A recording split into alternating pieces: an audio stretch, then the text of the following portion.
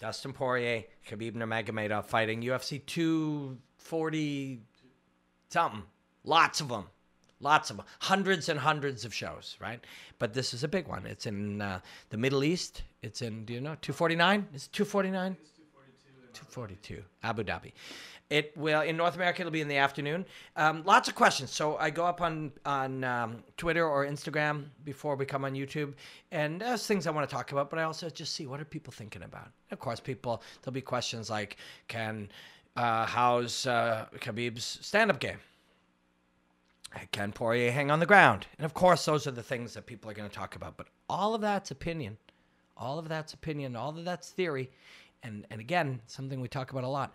All of that is taking a tiny sample size of only what they've shown us, and we haven't seen for a long time. But we'll take what we've learned from Khabib, the way he struck in his last fight with Conor, which is a year ago now, October of last year, yeah. And then Poirier, he hasn't fought. When did he fight last? It's been a while. The last sort of, he fought Max Holloway, but the last sort of fight that I was looking at was July of last year against Eddie Alvarez, and there's a lot to be learned in there. So one thing when we look at something, a question that people will bring up is like, well, does Dustin have, and this came up today, does Dustin have one-punch knockout power? He's not going to knock out anybody. He couldn't even knock out Max Holloway. I was like, what do you mean couldn't even? Like, what does that mean? Like, also, we've discussed this a lot, but I know it's important enough to keep mentioning. If random guy swings hard at BJ Penn with his hands down, standing with his hips squared, he will drop him. If I swing hard at a welterweight with his hands down, his eyes closed, his chin up, and his feet squared, I will drop him. Does that mean he has a bad chin, or does that mean I have crazy power? Neither of those things. That's an extreme example of how situationally somebody can knock somebody else out. And then the distant example of that is I try everything in my power, but I'm off balance, he's in balance, and he's slipping away, and he sustains no damage from that punch. And there's everything in between. It's situational. Way more than it is anything else. Not attribute-based. There is not, that guy has one-punch knockout power. I know we say that in TV, but nobody intended it to accidentally make us think this is a real thing. And chin, that guy's got a crazy chin. That was just a slang saying that broadcasters used to use. They did talk about people's ability to roll, and they talked about people being able to handle damage, and they talked about the fact that, somebody appeared to be more injured than others, and all of these variables. But a slang would be like, dude's got a crazy chin. Nobody meant for you to accidentally think that was the be-all, end-all, and that only those two things mattered. Nobody ever intended that. That's an accidental byproduct of the way we do broadcasting. And people owe you an apology if they've made you believe that's what it is. There's everything in between. It's situational, right? So if I'm planted in perfect balance and flow, and I'm relaxed, and I hit Luke Rockhold, and I'm not picking on Luke Rockhold. And by the way, someone's like, Luke Rockhold's chin is shot. If he got hit clean a couple of times with his hand down while he was moving in a particular direction, you can never say that. The next 5 fights, somebody could take an incredible amount of damage. Yes, at different times in your career, your body and your brain and your nervous system changes. All of that's true. But you see how complex all of this is? And that's the beauty of it. That's the beauty of it, is how complex it is. The way you allow that complexity to happen is by acknowledging it. It isn't this simple, It is more complicated than that, and that's okay. Because if you acknowledge it's more complicated than that, and you keep exploring and reading books about how it works, and you read books about the body, and you read books about the mind, and you read books about the connection between them, you look at how movement works, you train fighting, and you put all these things together, you accept the complexity, and it's okay. It becomes very hard to explain. So you do podcasts like this, you speak it out loud. Next time it gets simplified, and the next time you say it better, and eventually in a minute you can be concise with it. That's how learning is done. And one of the key things to it is we admit that we don't know. And that is something that's been really beaten out of a lot of us, like culturally, for the last number of decades. Everybody thinks they know because you turn on TV and it's, Kamaru Usman, he's a champion, and he says, well, I think that Ben Askren is going to take Jorge Masvidal. He didn't say this, by the way. I'm just grabbing a random, intelligent, quality champion fighter's name and using him as an example.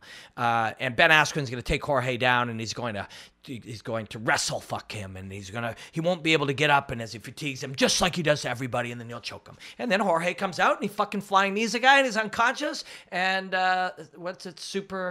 what does he say? Super necessary. Hashtag super necessary, right? That happens all the time. So it's okay to say that we don't know what's going to happen, but there are things that we do know. So I take forever to get there, and I know it, and I like it.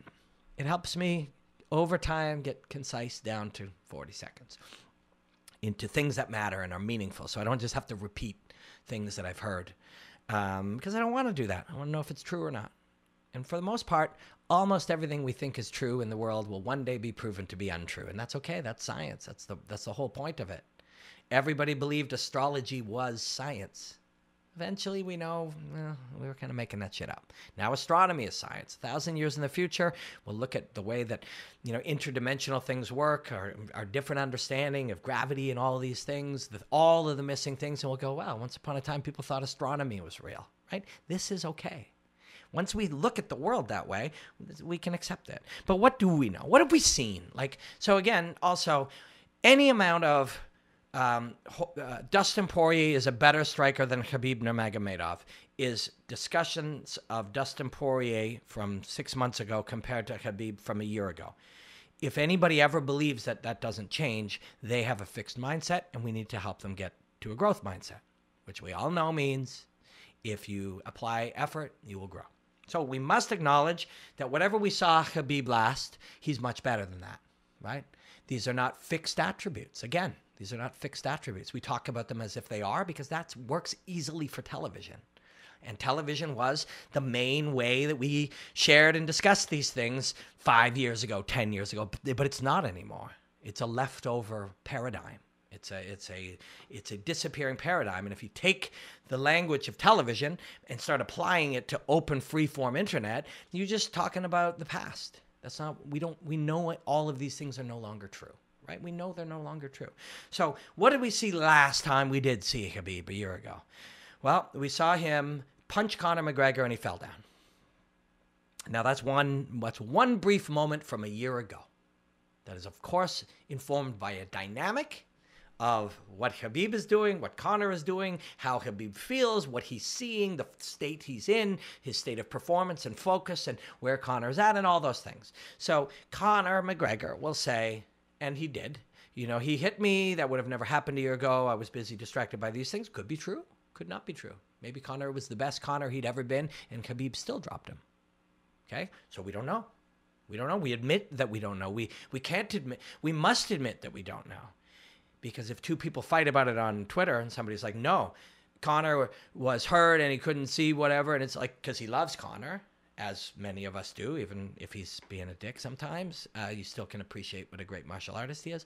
People will be like, no, like Conor was injured and he couldn't see and he said it felt this way. And then somebody else will be who loves Khabib. It's like, nah, Khabib's a badass and he fucking knocked him down, and he shouldn't have said that shit about his family and whatever. We can argue this, but the truth is we don't know. We don't know.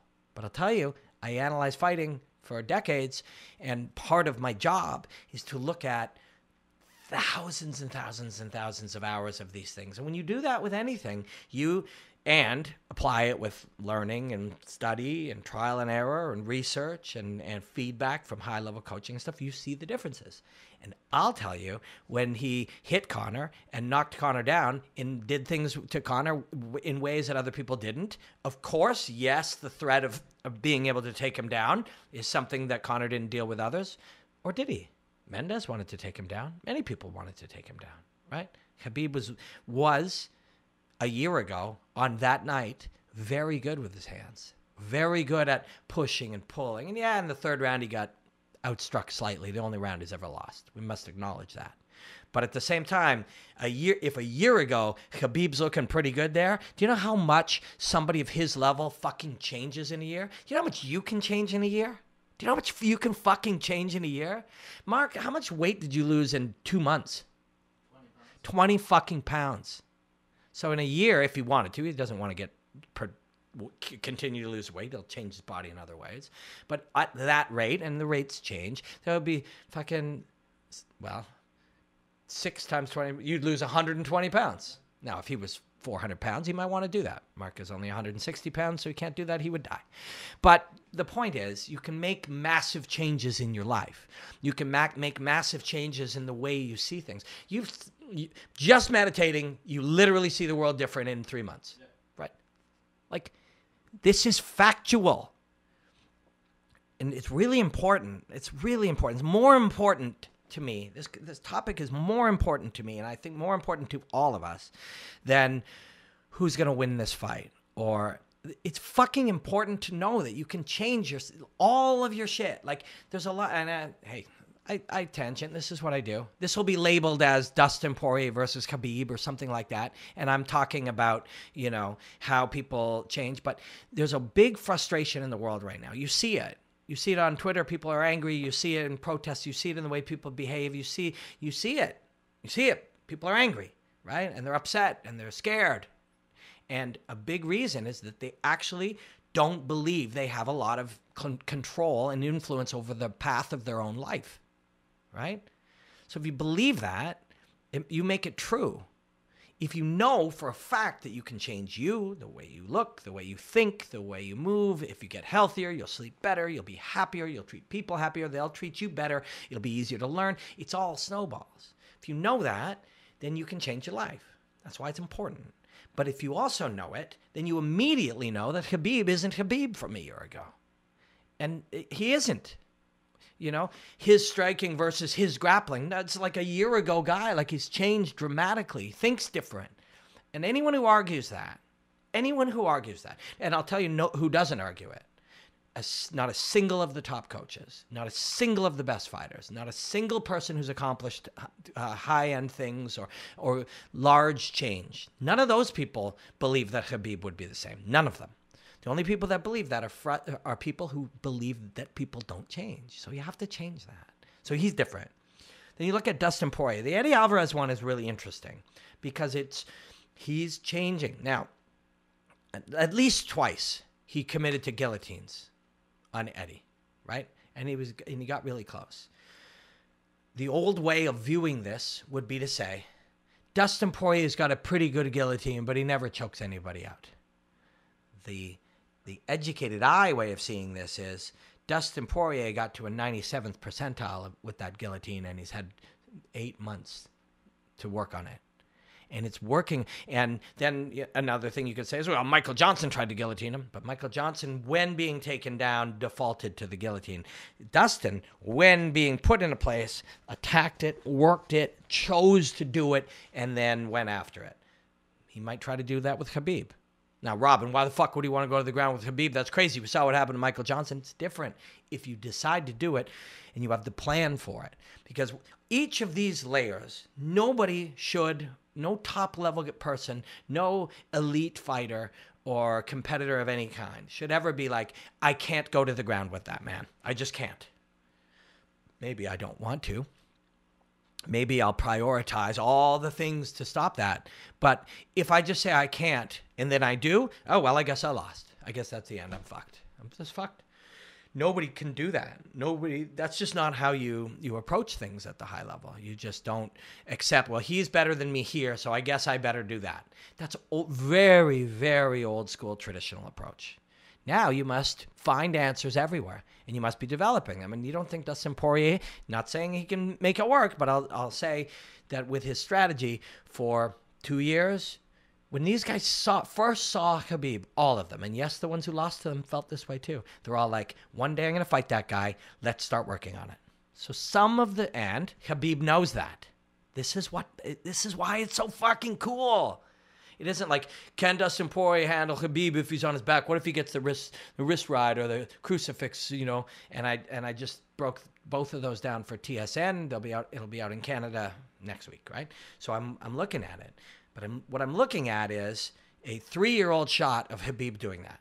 So there's many layers, and this is what is happening. It's not what's being always discussed. It's not the way we talk about it, but the way we talk about it is not the way it's actually happening. So again, we might say Khabib's master of the ground. Can Poirier keep it standing? If he can, he's going to have great success. In the gyms, Poirier's team will be going, okay, we got to be able to beat that position and not only defend against it, but find an attack from it. We got to find out, where can we elbow him? Where can we hit him? Where can we attack him? How can we turn his strength into his weakness? And we work on that, right? We work on that. And if that was the only layer, then maybe someday somebody would beat Khabib by doing that. But the issue is that Khabib and his team, and Cormier is much bigger than him, but there's who's my guy?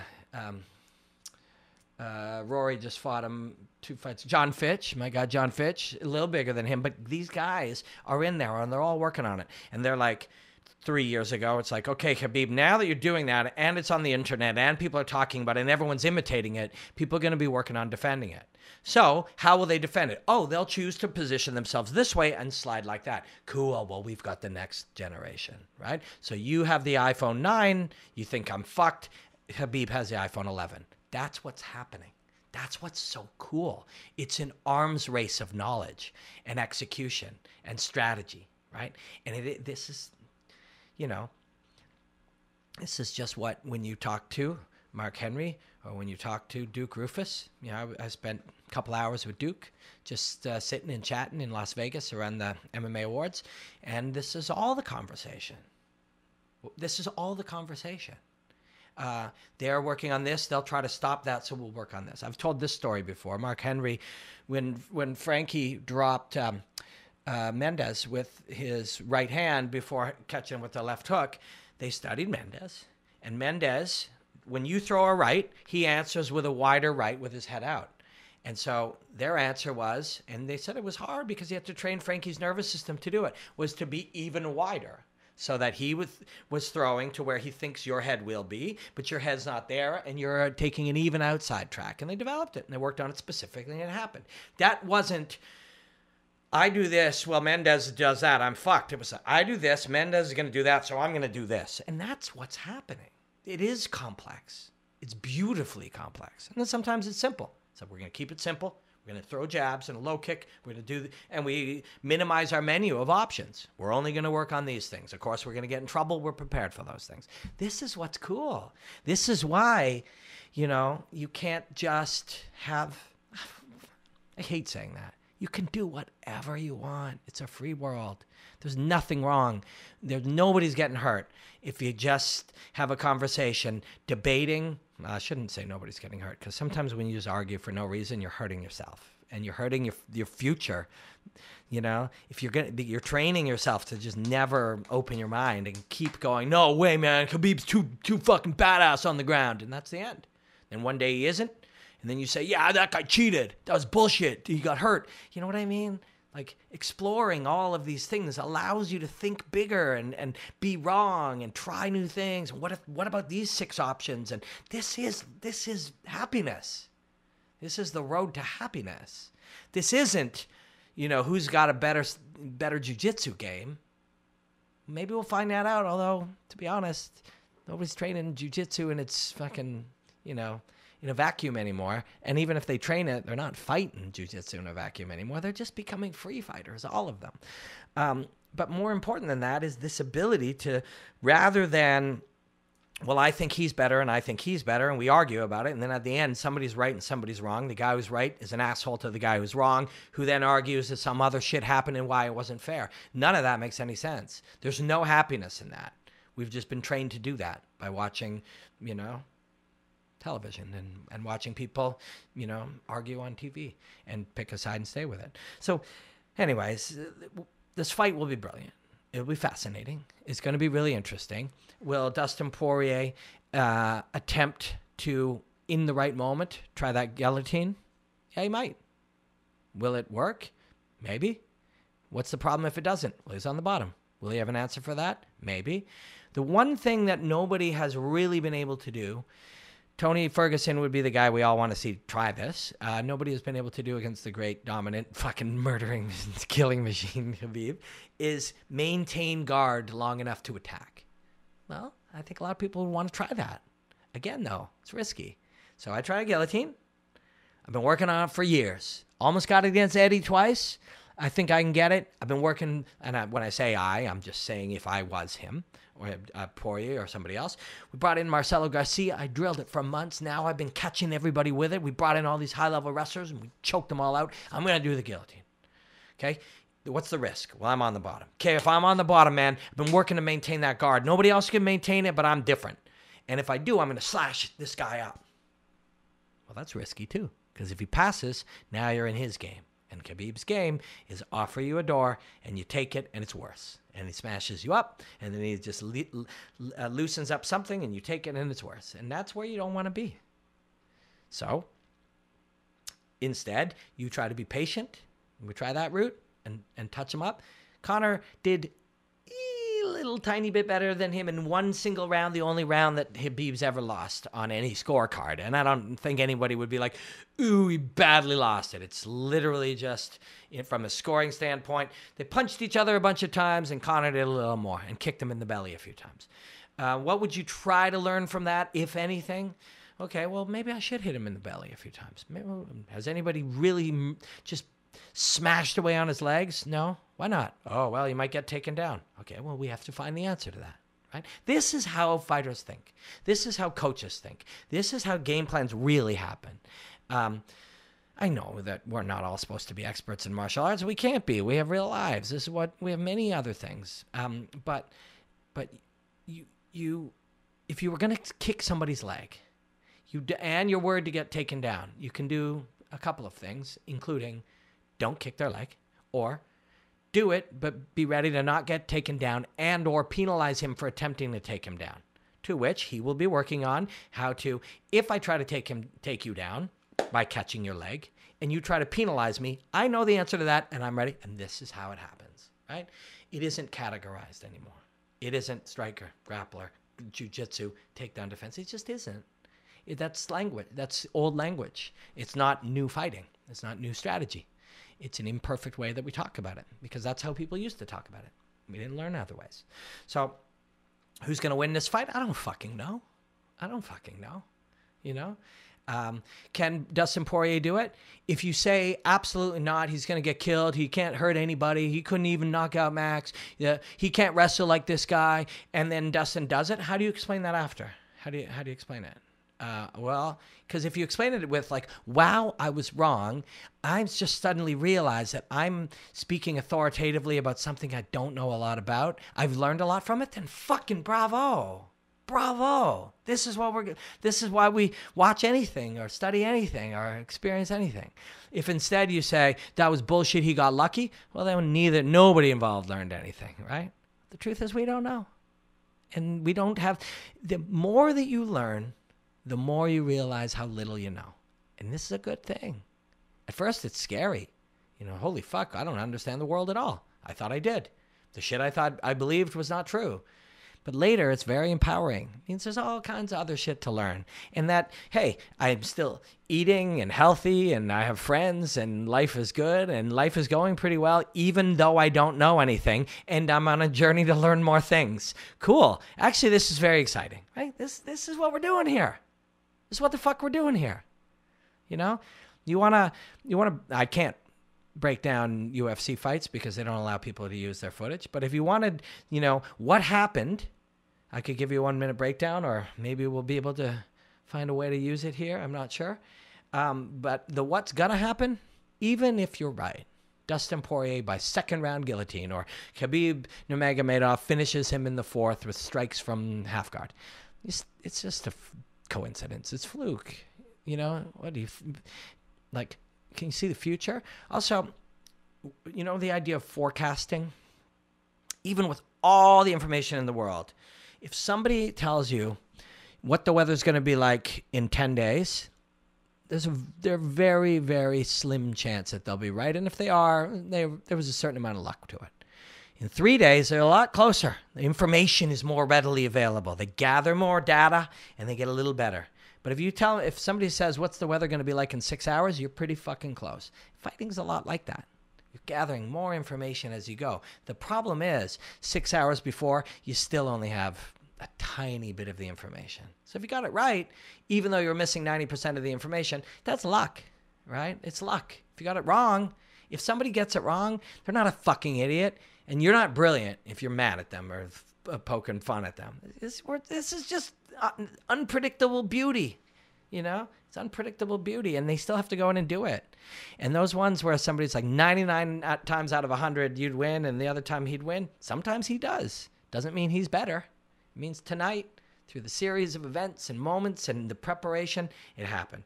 And one last thing I'll say on this, and if you notice that I didn't give you a lot of, you know, just a theory on who does what better than who, I can't do it anymore. I can't do it anymore. The more I learn, the more I know that that's just leftover language, like watching junior hockey players do interviews. It's just fucking bullshit. But one last thing about it is, like, you know, when you're looking at things and you're trying to learn and you're trying to gather and you're trying to theorize, it's all good, because you're starting to realize what the gain of all of this is. You realize that there's a lot you don't know, way more that you don't know than you do know. And you start to apply that to everything. And it all becomes so fascinating. It all becomes so beautiful. And it all opens up. If you really thought you knew everything about cooking or Donald Trump or fucking, you know, wiener dogs or whatever, you wouldn't learn anything else. If you thought you were the best soccer player in the world, even though wherever level you're at, you couldn't become a better soccer player. Once you realize that whatever amount of knowledge you've gained, whatever amount of theory that you found, once you've realized that that is a minuscule amount compared to what you could know, it's very fucking thrilling. It's very exciting. So will Dustin Poirier defeat Khabib Nurmagomedov?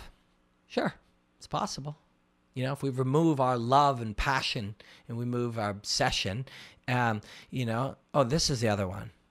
I was going to say I hope Dustin doesn't win. That's not true. I hope the best man wins always. But what I hope, the reason I was going to say that is because I really would hate to see all these assholes, and they'd be assholes, who would then take joy in saying, Khabib never fought anybody, bro. Because that's not true either. And it's not really super relevant, you know? Who was he supposed to fight? Who didn't he fight? Who's kicking around that he didn't fight yet? Because he can go fight those guys next. You know what I mean? Like, what, he never fought Justin Gaethje, bro? Okay, great. Well, he can go fight. Like, that, what we often do. So again, I'm not saying Khabib's going to lose. But if Khabib lost, what we would often do is somehow now immediately diminish everything that we believed. Well, that means he's not really fucking amazing. That means he isn't the best wrestler. And that means he isn't super dominant. That means he's not a guy who's dedicated. Oh, it was all a myth, you know, a hype train. Like, we just start diminishing it. You can be the best in the world and lose Saturday. It happens all the time. It happens all the fucking time. And if and when you lose, it doesn't change any of the fact that you're brilliant. Or you can win and you're really not that great, but you find a way to overperform on the night, which means you really are that great, especially if you do it consistently. Do you know what I'm saying? Anyways, I don't know. It's still a long way to go. A lot of this conversation has led to deeper conversations, led to slightly more my better understanding of these ideas. And some of, you know, being willing to just eat a little shit, say, I don't know, say that I'm not happy with where it's at, but I don't know where we're going. Been doing that for a long time, but I get little breakthroughs. They get reflected in my 1-minute breakdowns. They get reflected there. They get reflected in the moments that I talk on television. But on the YouTube channel, this is only for the hardcores. If you're still here, you are one. And I appreciate that. I really do. We'll sign out of the Khabib versus Poirier one, and then we will cut into the Bellator Featherweight World Grand Prix piece. But thank you. Enjoy the hostilities. Friends, if you're here right now, that means you watched the whole video. That means you liked it or you're crazy. But either way, please click subscribe and then hit the thing. It's somewhere around here, the notification thing, so you get notified when a new video comes up. We're going to be doing a lot more stuff, and we want to do it with you. Black out.